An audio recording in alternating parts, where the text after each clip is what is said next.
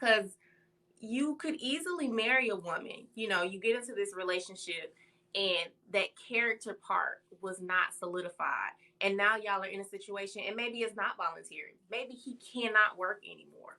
What happens then? And we asked this question on our podcast and there was radio silence. No one wanted to answer. I really want to know if you marry that 6-figure man that you're looking for financially, right? And for whatever reason, he's no longer able to meet those financial requirements. What are you doing? Are you willing to pick up the slack? Or are you just leaving?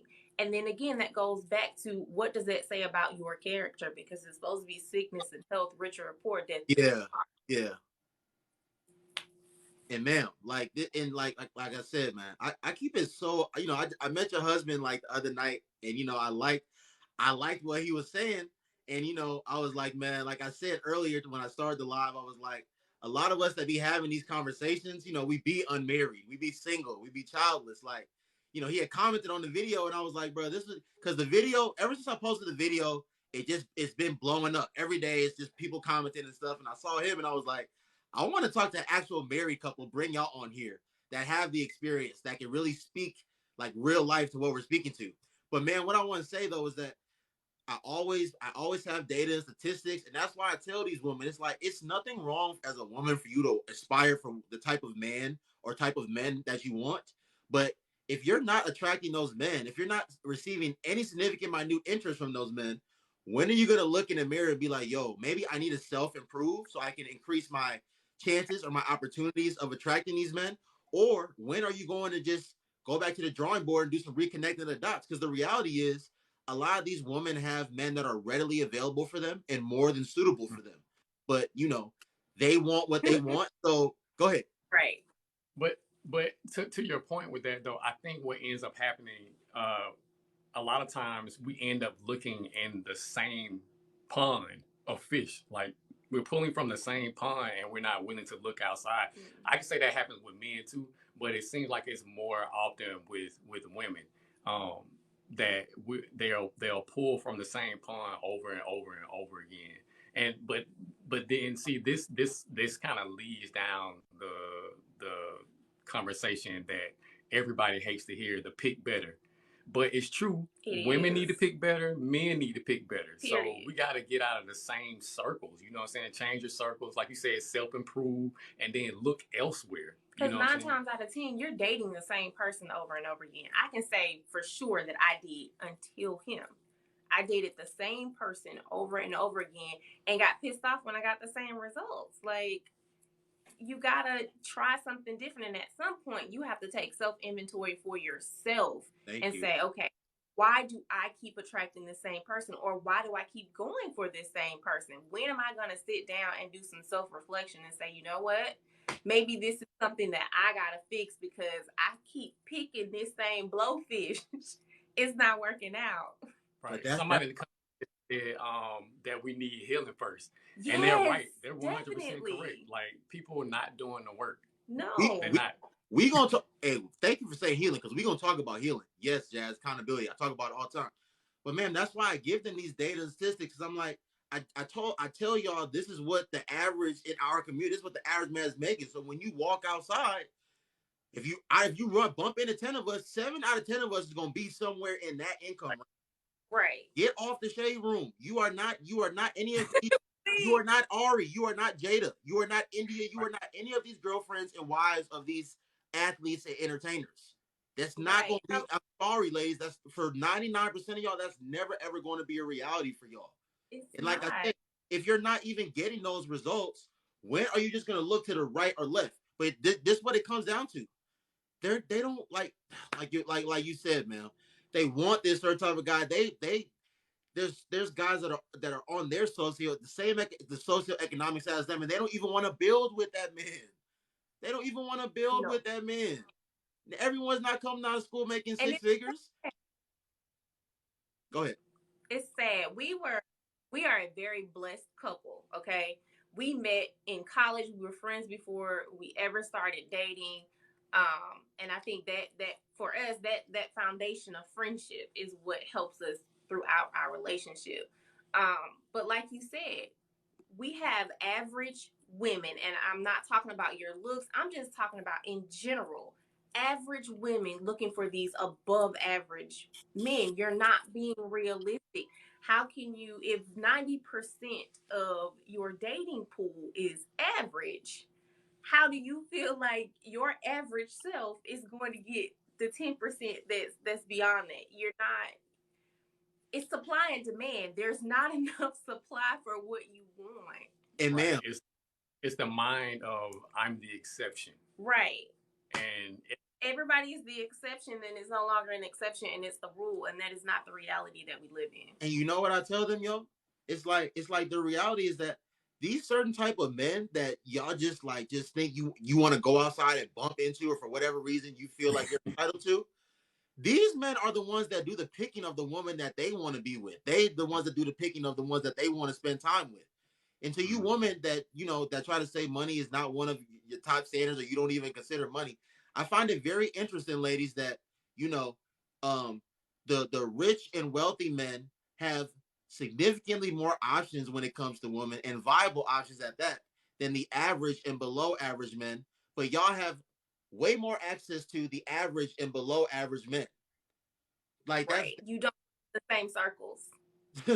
that's very interesting to me, and that's why I think, especially in our community, that's why I think women get into their mid 30s, late 30s, early 40s, and they're single and they're lonely and they're mad at the world and they're mad at men now, and now they don't want men even talking about certain stuff pertaining to women.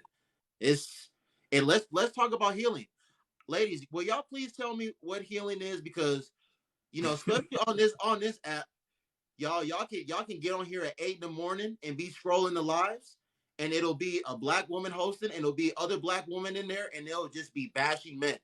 And they all single. They all I'm sorry I gotta put it like this, but y'all know I always keep it real. They all single, they all lonely, they all bitter, they all miserable. Like what it to the woman that be that to the woman that do that, to the woman that take part of that, what makes you think that's going to even make you be attractive to men, especially men in our community, when you're doing that stuff like that to us? And That's the thing.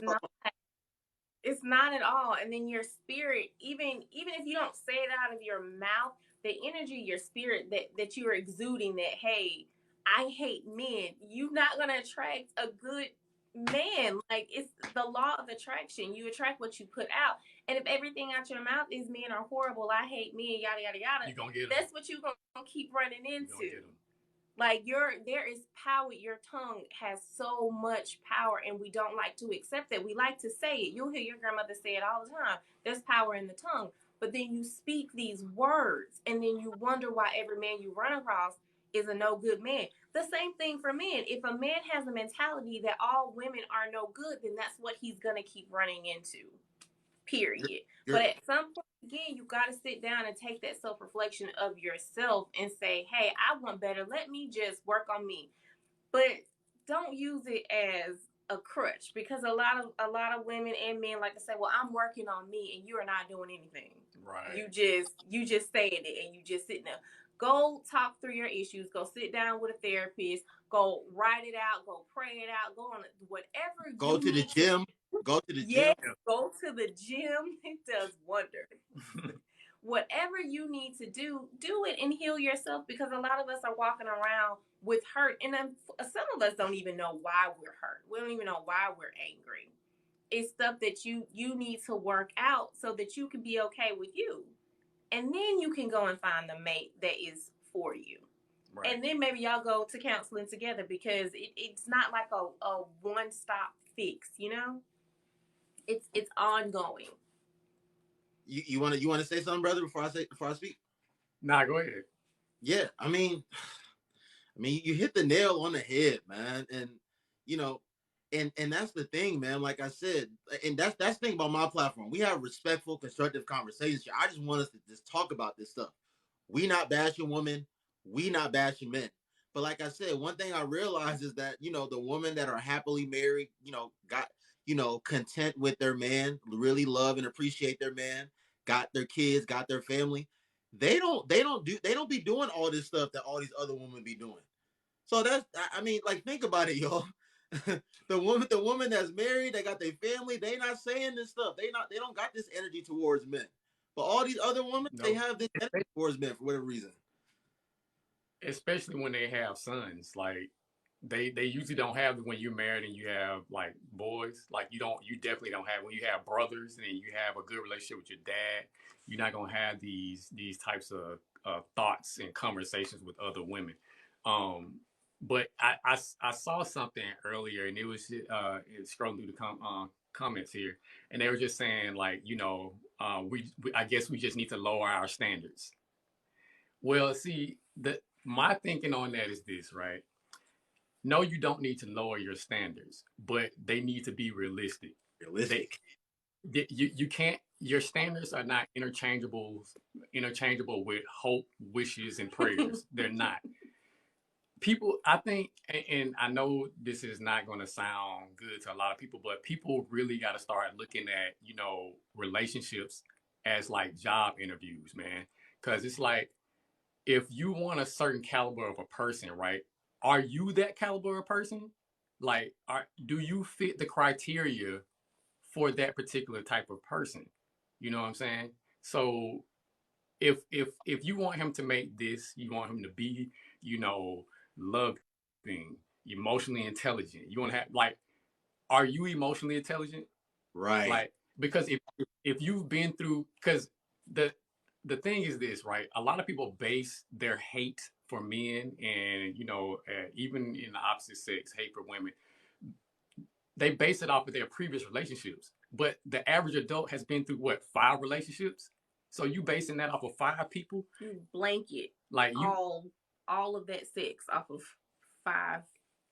so you gotta kind of like start scaling things back, and that goes back into healing. Like people are gonna say that, okay, like you just asked, like what is healing? That's different for everybody. Mm-hmm. But you definitely need to figure out whatever is wrong with you before you start laying everything on everybody else. Thank Because you. Oh my gosh. you are the common denominator in all the situations. You are always in the situation. You are never removed. In every relationship, you are there. You are a common denominator. So you have to take responsibility, accountability, inventory of yourself. Yes, maybe he did do some things. Maybe they are doing things in every relationship. But the question is, like, so what did you do? Did you do nothing in any of them? Like, so it's no accountability at all. But even with that, even if you were the picture perfect mate, right, and Which your mate always comes off as trash, you are still the common denominator. You're still picking the wrong person. There's still an inventory of yourself that you have to say, why can't I see the red flags? Why do I keep going for this same type of person? How do I fix this? Because I don't think everybody is love bombing you. I don't think everybody's a narcissist. I don't think everybody's lying. I don't think that that's everybody's relationship every single time. It's something being missed. And I don't know what that is, but that is something worth talking about in therapy. Talk about it with your friends and your family. Somebody write it down.